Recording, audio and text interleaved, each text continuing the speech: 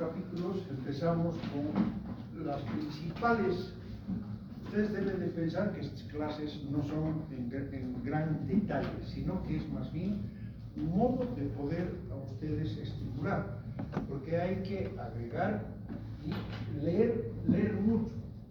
Empezamos con la hipoplasia pulmonar, que como ya conocen ese término ustedes, hipo, ¿no es cierto?, que es disminución, y plasia es el desarrollo. ¿A qué se refiere? Es decir, pulmones pequeños, y refleja un desarrollo defectuoso. El problema está en el desarrollo. Con menor peso, volumen y también el número de asignos. Eso es lo que hay que contar para poder ver. Es muy importante entonces una alteración en el desarrollo y por suerte, como tenemos dos pulmones, ¿sí?, la cosa no es mortal, pero sí, o sea, va a traer problemas en la oxigenación de ese organismo, como podrán suponer, y se debe a anomalías que comprimen o impiden su expansión. La mecánica respiratoria se va a ver afectada tremendamente durante el periodo intrauterino. Y muchas veces esto viene aparejado con otras malformaciones. La más frecuente, por lo que se dice, es la hernia diafragmática congénita, el oligohidramnios y también la agenesia bilateral. ¿Sí? O sea, como siempre, la imagenología va a ser nuestro gran aliado y nosotros en esta parte vamos a ver, miren, aquí hay agenesia totalmente. Aquí fíjense, hay pequeños tejidos, ¿sí?, con todos los componentes, y aquí directamente solamente hay dos, ¿sí? Entonces, es importante el hecho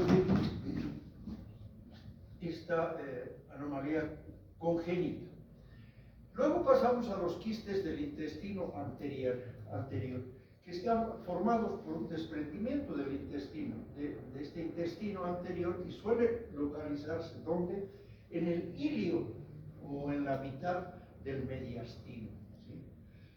Los quistes broncogénicos que tienen como característica, ¿sí?, el patólogo es el que tiene que definir. Vean ustedes que aquí hay una mucosa. Lo lamento, pero miren este aparato, es decir, no define bien, pero ustedes imagínense, hay un epitelio de recubrimiento, que es un tipo, es decir, de bronquial, son los más frecuentes y nos permiten a nosotros llegar. Macroscópicamente, vean claramente este quiste broncogénico, ¿sí?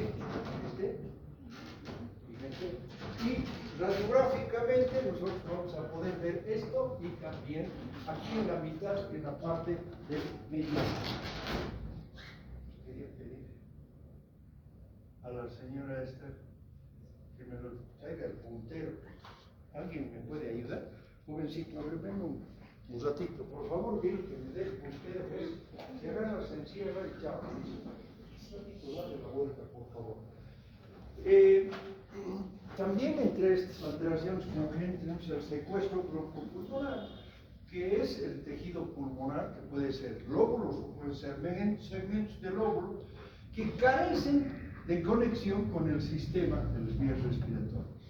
El aporte vascular deriva habitualmente o generalmente de la gran aorta, ¿sí?, o de sus ramas, en lugar de la arteria pulmonar. Y tenemos secuestros, ¿sí?, extralobulares, que son como estos.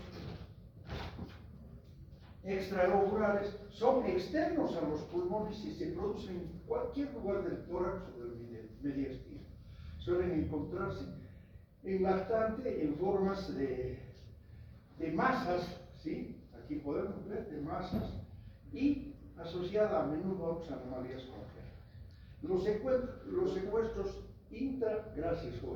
Los secuestros intralobulares estamos viendo aquí, o sea, están dentro del parénquima, surgen dentro del parénquima pulmonar, aparecen habitualmente en niños mayores en forma de, es decir, una infección localizada o bronquiectasia.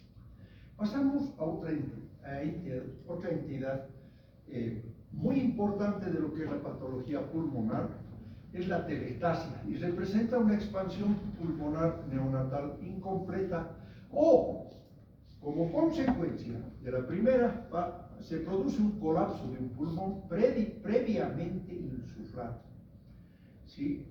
Es decir, una atelectasia significa, desde el punto de vista fisiopatológico, una reducción sustancial en la oxigenación y predispone a las infecciones de los pulmones. Los recién nacidos tienen atelectasia completa, mientras que los que nacen vivos con respiraciones débiles expanden, o sea, llegan a expandir los pulmones de forma incompleta y desarrollan atelectasias clínicas. Las causas más frecuentes, tomen en cuenta, los niños prematuros, es decir, en tiempo muy breve, ¿sí? La lesión cerebral perinatal, las malformaciones del sistema nervioso central y la famosa hipoxia intrauterina. En el examen macroscópico nosotros vamos a observar que los pulmones están más pequeños, fíjense aquí, de un color azul y pues si no hay aire no van a crepitar. Necesitamos palpar estos pulmones para ver. Y desde el punto de vista microscópico, ustedes lo que van a observar son espacios alveolares en el área comprometida, son más pequeños, ¿sí? Y los tabiques entre alveolo y alveolo son muy gruesos, fíjense ustedes, y algunos contienen, como estos, algunos contienen un líquido proteináceo con pocas escamas epiteliales y también podemos ver el mecón. La atelectasia adquirida se clasifica en tres tipos. Primero, la de reabsorción. Esto se produce tras la absorción completa de las vías respiratorias y la resorción del oxígeno en los alveolos situados en una posición, podríamos decir, más declive. Las causas son las secreciones excesivas, por ejemplo, los tapones mucosos, es decir, los tapones de moco, que son muy abundantes en el recién nacido, ¿sí? La presencia de un cuerpo extraño, están viendo aquí, en la tráquea, están viendo ¿sí? Es un cuerpo extraño, de cualquier índole. Tal vez los más frecuentes son esas gallinas o bolitas con las que juegan los niños, sin querer se introducen, y aquí tenemos, ¿no? ¿Sí? O también puede ser las neoplasias bronquiales. El mediastino característicamente se va a desplazar hacia el pulmón atelectásico. ¿Sí? La siguiente, ya que me vas a dar una manito, gracias. La segunda variedad por compresión, cuando el espacio pleural se expande o es ocupado por algún líquido, por ejemplo, derrame por insuficiencia o neoplasias cardíacas, ¿sí? O por la sangre. Por ejemplo, hay en esa región algún aneurisma que se rompe y sale la sangre. O del aire también puede ser, podemos ver en algunos casos, es decir, el famoso neumotórax. El mediastino se aleja del pulmón atelectásico, en este caso. Y la tercera variedad por contracción, cuando los cambios fibróticos locales, ¿sí?, o generalizados en el pulmón o la pleura, impiden esa mecánica de expansión. ¿Sí? La siguiente, por favor.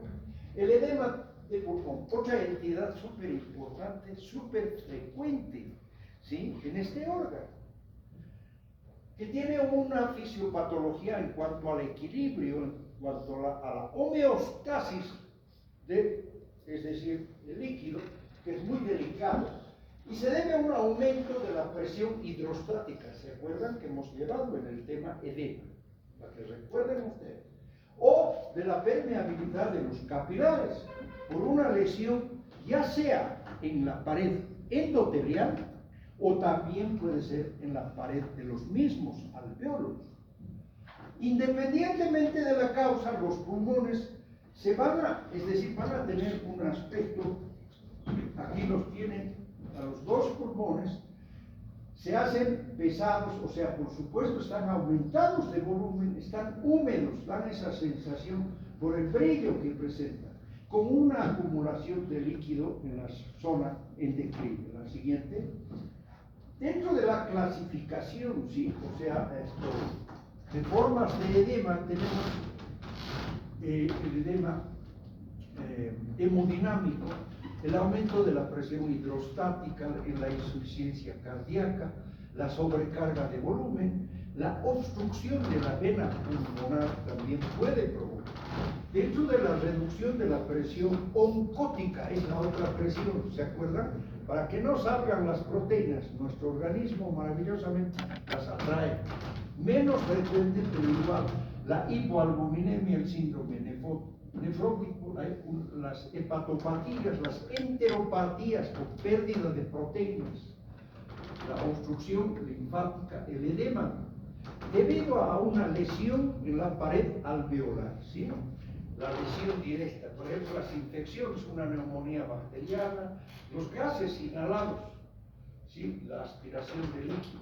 En esto de los gases inhalados, en estos alborotos que a veces hay, muchas veces el gas lacrimógeno, es decir, cae tan cerca que puede provocar uno de estos eventos agudos, ¿sí? La aspiración de líquido, ¿sí? Gástrico o estos pseudoahogamiento, la radiación y una lesión indirecta, hablamos de la septicemia, relacionada también con la transfusión de sangre, es un peligro eso, ¿no? Luego las quemaduras, los fármacos y sustancias químicas, una gran variedad, el estado de shock, traumatismo y el edema de origen desconocido, también lo tenemos, ¿sí? Es decir, por ejemplo, en las grandes altitudes, nosotros podemos ver eso. Hay que tomarlo en cuenta, ¿sí? Cuando a veces nos llega a urgencias. Uno de estos casos hay que pensar que la altura, por los problemas del contenido de oxígeno, puede haber esta alteración. Y el neurógeno, que es un traumatismo del sistema nervioso central. Esto lo tienen ustedes en los distintos libros y hay que conocerlo. ¿Sí? La siguiente. Bueno, el edema del pulmón, desde el punto de vista histológico, nosotros vemos estos espacios que debían estar, ¿no es cierto?, llenos de aire. Pero fíjense, ustedes están llenos de una precipitación, ¿sí? O sea, de color rosado. Ese es el edema pulmonar. El edema pulmonar también tiene, es decir, una gran ingurgitación de sus vasos, están repletos, llenos de eritrocitos. Pero además de eso, el edema no solamente es intraalveolar, sino en los espacios entre alveolo y alveolo, ¿sí? Con la congestión crónica, los pulmones se vuelven de un color marrón y firmes. Hay una induración de lo marrón, así le llaman, debido a una fibrosis intersticial y a los macrófagos que están cargando. En sus espaldas, digamos, es hemosiderina, que son las células, recuérdenlo ustedes, de la insuficiencia cardíaca. ¿Sí? Cargando hemosiderina, los macrófagos, no se olviden. Además de alterar la función respiratoria normal, el edema predispone a que, si hay una mala circulación y la distribución de líquidos, obviamente es a la infección, que es lo que más temen mis colegas que tratan estos casos. ¿Por qué? Porque hay, es decir, un gran peligro. Entonces, claramente ustedes están viendo este precipitado de color rosado porque se tiñe con la eosina, por eso ven. Y algunos espacios que sí conservan, es decir, alguna cantidad de aire. Así, por favor. Vamos a entrar a una entidad sumamente importante y que es decir, muy peligrosa en lo que se refiere a la salud de un individuo. Y es la lesión pulmonar aguda o síndrome de dificultad respiratorio, que se abrevia SDRA, de dificultad. La D se puede traducir como dificultad o también como distrés, aunque es un término más norteamericano ese, pero vale la pena, ¿no? La lesión pulmonar aguda, que es el EPA, se caracteriza por una hipoxemia. Ya conocen ese término. Hipo es disminuido, hipoxemia es oxígeno, ¿sí? Se caracteriza por una hipoxemia brusca e infiltrados inflamatorios en el pulmón. Son difusos, sin insuficiencia cardíaca, porque esa es otra entidad cuando aparece la insuficiencia cardíaca. El síndrome de dificultad respiratoria aguda, entonces, está en el extremo de mayor gravedad del espectro de la lesión pulmonar aguda. Ambos tienen un aumento de la permeabilidad vascular pulmonar asociado a inflamación. Esto es muy importante, se va a agregar esto, junto con la muerte celular ¿de qué? De lo que reviste los vasos, o sea, el endotelio, ¿sí? Va a haber una muerte celular por la falta de ¿qué? De oxígeno. Y también el epitelio, ¿sí? Que reviste ¿qué? Los alvéolos, acuérdense, son muy delicados. Las manifestaciones histológicas se denominan entonces, y ustedes deben de anotarlo y subrayarlo, como el daño alveolar difuso. Es una entidad, es una unidad muy grave. Cuando el paciente entre en eso, Dios mío, hay que encender alarmas y los de terapia intensiva van a tener que funcionar. La siguiente. Aquí vemos entonces las afecciones asociadas al síndrome de distrés respiratorio y realmente es una lista larga. Por favor, yo les ruego revisar en los libros. Es se va a empezar por infecciones, luego hay que decir el aspirado gástrico, las lesiones físicas, los traumatismos, ¿no es cierto? Después vamos a ver el humo, fíjense que se vuelve. ¿Por qué? Porque ese aire aspiramos. Y la lesión química, la sobredosis de algunos medicamentos, el ácido acetilsalicílico, la sobredosis de barbitúricos, el paracat, por ejemplo, el paracat es una sustancia para eliminar algunas plagas de insectos, la lesión pulmonar asociada a una transfusión, no se olviden, es grave, es problema con el pulmón. Coagulación intravascular diseminada, la pancreatitis, la uremia, es decir, la derivación cardiopulmonar, las reacciones de hipersensibilidad o las alergias, no se olviden, ¿sí? Los disolventes orgánicos y también, o sea, algunos medicamentos. La siguiente, por favor. Esto lo pueden encontrar en los libros habituales y clásicos. En cuanto a las causas, pueden localizarse, hemos dicho, en los pulmones o también ser enfermedades sistémicas. En cuanto a la patogenia, la integridad de la interfase formada entre la pared alveolar, ¿sí? Y el aire va a estar alterado. Este es un alveolo normal. Aquí estamos viendo que se va a producir, o sea, va a estar alterada por una lesión de que ya sea del endotelio capilar y o del epitelio alveolar. Y entonces se va a reunir, es decir, agua dentro del alveolo, pero además va a predisponer ¿a qué? A la infección. Por tanto, al daño que reviste, es decir, el epitelio que reviste los alveolos, que esta es la unidad estructural y funcional, no se olviden, y que debemos de cuidar mucho. La siguiente. La activación endotelial es importante, el mecanismo inicial que se produce mediante mediadores inflamatorios. Acuérdense de la inflamación, ¿no es cierto? Que hay unos que sirven de mediadores. Son importantísimos, ¿sí? ¿Sí? O sea, generados, ¿por qué? Por la sepsis y por la lesión tisular grave. ¿sí? Alternativamente, ¿sí?, los neumocitos de los distintos tipos es detectada por macrófagos alveolares residentes que responden secretando precisamente estos mediadores.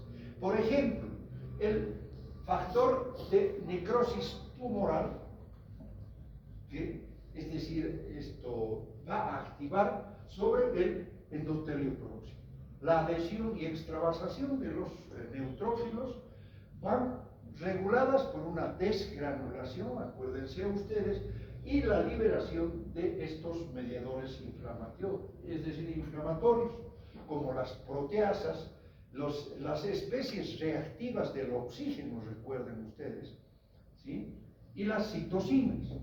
El factor inhibidor de la migración, que se abrevia MIG, de macrófagos, intenta la respuesta, es decir, proinflamatoria en curso.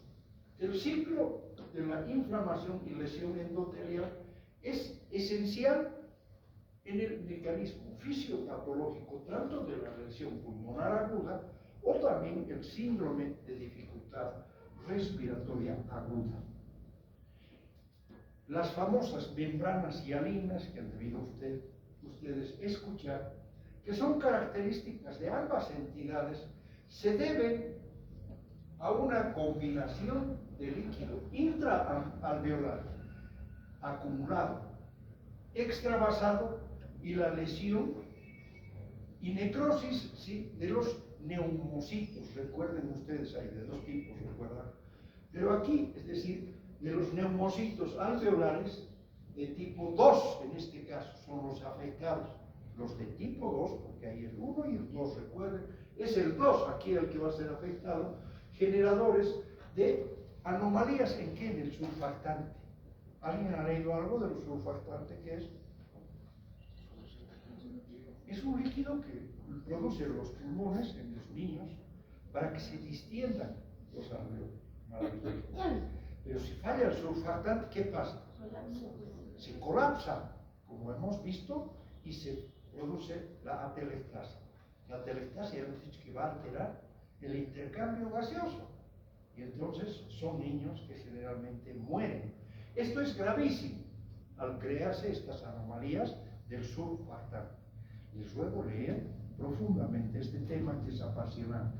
La resolución de la lesión es dificultada por la necrosis epitelial, ¿sí?, y el daño inflamatorio que se produce con el tiempo al remitir el estímulo inflamatorio.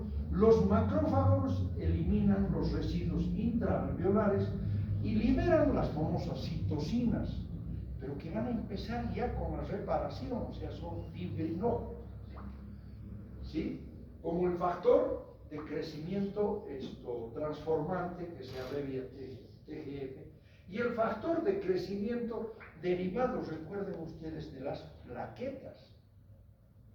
Existen factores que estimulan el crecimiento de los fibroblastos, esta ya es la reparación directamente, y depósito de colágeno, inductores de la fibrosis de las paredes alveolares. La siguiente, por favor. Aquí tenemos un poco, es decir, este es el pulmón que está afectado. Estamos viendo, es decir, este es un alveolo que está. Normalmente hay un intercambio de gases, ¿por qué? Porque no hay ningún elemento que interfiera esta interfase, valga la redundancia. Aquí empieza ya a reunirse líquido, ¿sí?, y aquí hay líquido ya con, es decir, inflamación, ¿sí? Y aquí también, o sea, tenemos, es decir, este pulmón que está afectado. Hay un intercambio normal de los gases, que es lo importante, ¿no es cierto? El oxígeno del saco de aire se intercambia por el dióxido de carbono de los capilares aquí. Y aquí tenemos el saco de aire que se llena de líquido. Esto impide el intercambio de gases y habíamos dicho que favorece la inflamación. Siguiente. En cuanto a la morfología, ¿sí?, en el asunto que es agudo, por el tiempo en el cual se produce, ¿sí? Los pulmones van a ser duros, van a ser rojos, congestivos, están muy pesados. Y desde el punto de vista microscópico vamos a observar que hay edema, hay la formación de las membranas hialinas, que su nombre se debe al color que adquiere. Y son pequeñas membranas que están en el borde epitelial o de la mucosa de los alvéolos. Estas son, miren, de color un poco más rosado, son las membranas hialinas, compuestas de restos epiteliales necrosados y proteínas exudantes. Y la perjudicial inflamación que va a producir necrosis de algunas células epiteliales. Me refiero a los neumocitos 1 y a los neumocitos 2. ¿Sí? En cambio, cuando ya la lesión es organizada, no se olviden que hay inflamación y siempre después de la inflamación, casi paralelamente, se inicia la reparación. Entonces aquí lo más trágico es este proceso de reparación. ¿Por qué? Porque sustituye elementos tan importantes en la respiración como son los neumocitos, va a ser reemplazado ¿por qué? Por fibroblastos. ¿Qué función tiene el fibroblasto? Ninguna, ¿no es cierto? Y eso es lo que ocurre, por ejemplo, es decir, en esta pandemia, por todos estos virus que han aparecido, que lo que pasa muy rápidamente pasa del proceso agudo al proceso organizado, o sea, la fibrosis, al reemplazo de esos elementos celulares tan nobles que tienen la función de intercambiar gases, se vuelven totalmente inútiles y no sirven para nada. En la organizada, el tejido de granulación, fíjense, aquí tenemos histológica macro y histológicamente, ¿sí? Vamos a poder ver, en respuesta a las membranas hialinas con hiperplasia de los neumocitos de tipo 2, pueden resolverse o progresar a un proceso de fibrosis, ¿sí? Intersticial. Los casos mortales, ¿sí? Tienen a menudo, no se olviden, infección bacteriana sobreañadida. Se ve la gran diferencia, ¿no? Mientras todavía este es tejido vivo y que todavía tiene algún intercambio, a pesar de las membranas, aquí vemos pura fibrosis. Además, una infección ya de tipo crónico.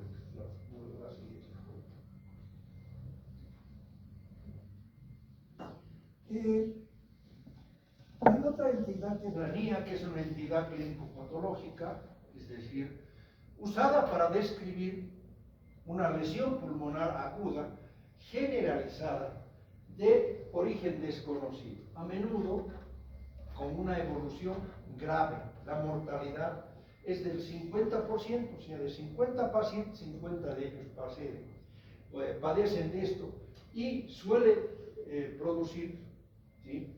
Es decir, algunos supervivientes que tienden aquí a la recidiva, a la enfermedad intersticial crónica. Las enfermedades pulmonares obstructivas restrictivas es otro grupo de enfermedades, son crónicas, infecciosas, difusas, se clasifican del punto de vista fisiológico. Es lo siguiente: enfermedad obstructiva es un grupo gigante, ¿sí?, de pacientes con un aumento de la resistencia al flujo aéreo a cualquier altura, ¿sí?, de las vías respiratorias, ¿sí? Las enfermedades restrictivas, que es la expansión reducida del parénquima pulmonar con disminución de la capacidad pulmonar total, que generalmente se produce en dos categorías: trastornos de la pared torácica, es decir, enfermedad neuromuscular, obesidad, enfermedad pleural y otras, y las enfermedades intersticiales e infiltrantes crónicas. La distinción entre estas dos se basa esencialmente en las famosas pruebas funcionales, ¿sí?, pulmonares. Las enfermedades obstructivas se asocian a menor flujo de aire máximo en la expiración forzada, ¿sí? El volumen expiratorio forzado es de 1S, se abrevia FF1, dividido, es decir, con la capacidad vital forzada, que se abrevia CDF, o debe ser, fisiológicamente hablando, menor a 0,7. Es decir, estas son las pruebas de las funciones pulmonares que se realizan, donde especialmente aquí es en el IVA, recuerden ustedes, y también en el hospital del tórax. Las enfermedades restrictivas están asociadas a una capacidad pulmonar total reducida, con un PEP de 1, ¿sí? O menor a 1, por lo que la relación entre estas dos es normal. La siguiente, por favor.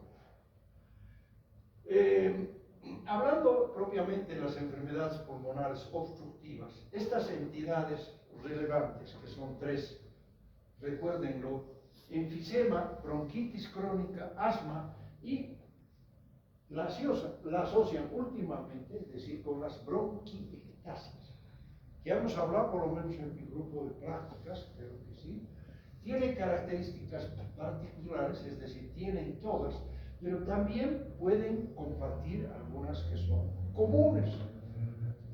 El enfisema y la bronquitis crónica se puede agrupar en la enfermedad pulmonar obstructiva crónica, abreviada como EPOC, recuérdenlo, porque muchos pacientes tienen lesiones de características solapadas, lo que no es sorprendente, dado, por ejemplo, es decir, que el tabaquismo a menudo es un denominador común y de un gran consumo todavía en la población, a pesar de las múltiples campañas que se hacen para tratar de que disminuya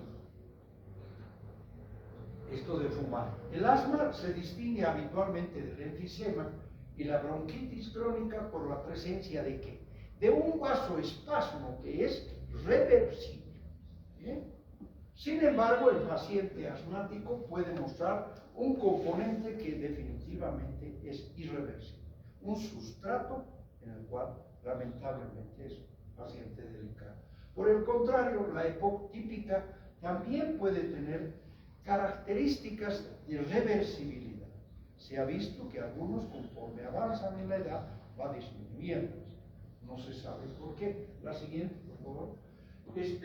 El enfisema. Entramos a otra entidad importantísima, ¿sí? Que se caracteriza por un aumento del tamaño reversible de los espacios aéreos distales a los bronquios terminales, acompañado de la destrucción de la pared alveolar con una fibrosis mínima. La fibrosis en vías respiratorias pequeñas contribuye a la obstrucción del flujo, ¿sí? El enfisema se clasifica en función a su distribución anatómica que se produce. El enfisema lobular o centroacinar es la destrucción y aumento del tamaño de las partes centrales o proximales de la unidad respiratoria, es decir, nos referimos fisiológicamente o fisiopatológicamente al acino, que respeta los alvéolos distales. La afectación predominante es de los lóbulos superiores y los vértices. La siguiente. Aparece sobre todo en personas que fuman mucho, asociado a menudo con bronquitis crónica. Luego viene el enfisema panacinar o panlobular, también conocido fisiopatológicamente, y es la destrucción y aumento del tamaño uniforme en lo que se refiere al acino. Hay un predominio en zonas basales, en este caso inferiores, y está fuertemente asociado a una enfermedad que también le han llevado a ustedes, que es la deficiencia de una enzima importantísima, que es la 1-alfa tripsina. ¿Sí? La siguiente. El enfisema acinar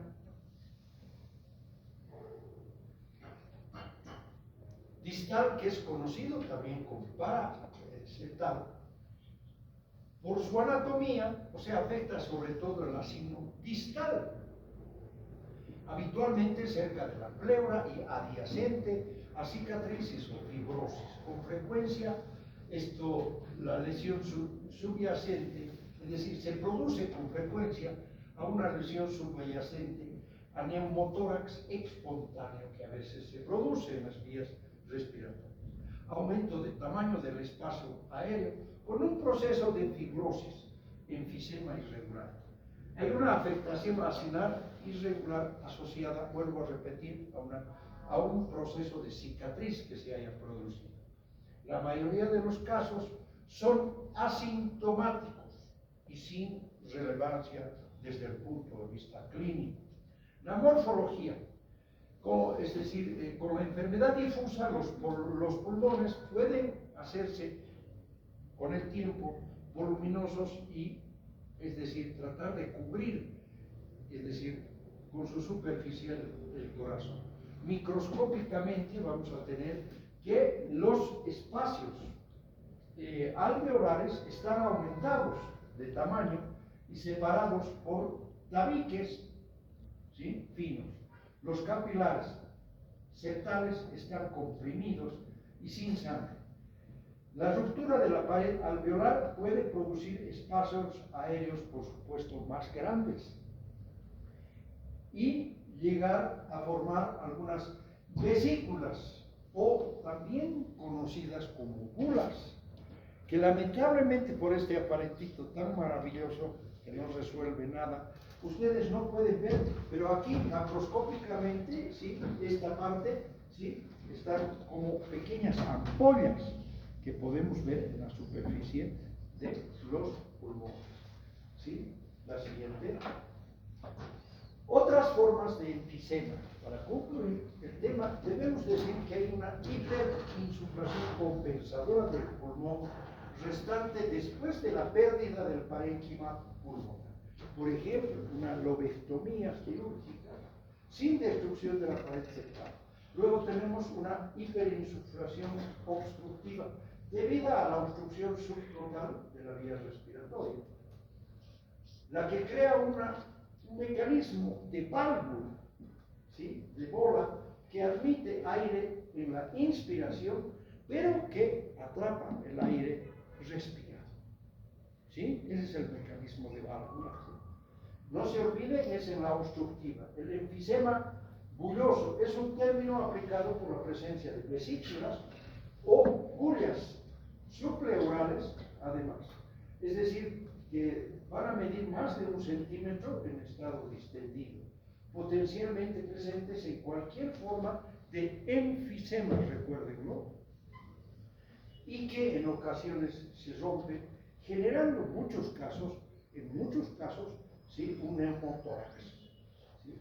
El enfisema intersticial, que refleja la entrada del aire, y, es decir, en el tejido conjuntivo del pulmón, el mediastino y los tejidos subcutáneos, habitualmente por desgarros alveolares, tras un fenómeno de elevación muy rápida de la presión intraalveolar. Por ejemplo, al toser en un contexto de obstrucción bronquiolar. La siguiente. Pasamos, por último, este tema programado para esta clase, y vamos a hablar de la bronquitis crónica, una entidad patológica muy frecuente por los diversos factores que ustedes van a poder ver, y se define aquel paciente que tiene una tos persistente con producción de esputo durante por lo menos 3 meses y al menos 2 años consecutivos. Esta es una definición clínica, por supuesto, ¿sí?, sin ninguna otra causa identificada. Se sitúa en el extremo expuesto, es decir, en el extremo opuesto del espectro de las enfermedades pulmonares, es decir, obstrucción crónica, o sea, las EPOC, en relación con el enfisema. La mayoría de los casos se ubican en un punto intermedio del mismo, con características de ambos cuadros. La bronquitis crónica a largo plazo induce, por supuesto, fisiopatológicamente hablando, a una disfunción pulmonar aguda. En algún momento se agudiza esto. El cor pulmonar crónico, es decir, el cor pulmonar también puede ser producido, inclusive se puede llegar a la insuficiencia cardíaca, ¿sí? O displasia del epitelio respiratorio. Como es una enfermedad crónica, larga, en muchos casos, el epitelio ese puede tener una conversión o se puede transformar en un epitelio maligno y que puede dar origen al cáncer también, ¿sí? En cuanto a la morfología, o sea, vamos a encontrar una hiperemia y un edema característico en la mucosa, ¿sí?, pulmonar. Va a haber secreciones mucinosas, esto es lo más característico, la gran cantidad de moco que el paciente va a estar expectorando permanentemente y que llenan las vías respiratorias. Por lo tanto, desde el punto de vista de la estructura, es decir, la morfología, va a haber una hiperplasia de las glándulas mucosas. Es la manera de defenderse de nuestro sistema respiratorio. Lo mismo que el sistema digestivo.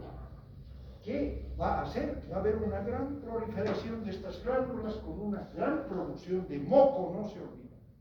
¿Sí? Va a haber una inflamación y fibrosis bronquiolar y se puede producir, es decir, fenómenos de metaplasia escamosa y displasia también, displasia, acuérdense de estos términos, ya los han llevado y ustedes lo saben, no les voy a recordar más que solamente el de metaplasia, transformación de un epitelio adulto en otro epitelio adulto.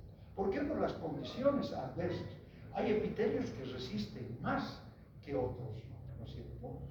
Y la displasia, acuérdense, es una alteración ¿en qué? En el desarrollo. Eso, cuidado, puede ir también hacia el cáncer. Por eso el gran peligro de esta situación, ¿no? Y aquí tenemos un poco, es decir, este epitelio, donde vamos a tener una gran inflamación, va a haber una gran congestión, va a haber estas células cilíndricas con el núcleo basal y vamos a poder ver estas alteraciones de metaplasia y también de displasia. Una gran proliferación de las glándulas, se llama la tensión desde el punto de vista histológico. La siguiente cosa.